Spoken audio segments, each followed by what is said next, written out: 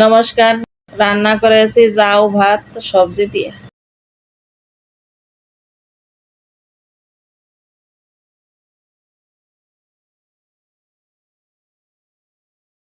বারান্দায় 3টে কলা ফুল ফুটছে লাল রঙের।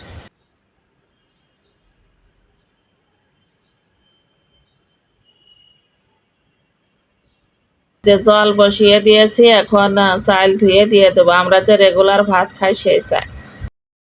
1 পট চালের জন্য 6 পট জল।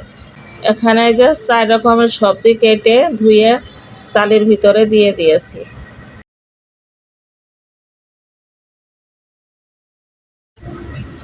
সাথে স্বাদ মতন লবণ দিয়েছি। এখন ঢেকে দেবো। দিয়ে দেবো কিছুটা কাঁচামরিচ। ঢেকে দেবো। রান্না হয়ে গিয়েছে। উপর দিয়ে সরিষার তেল ছিটিয়ে দিয়েছি।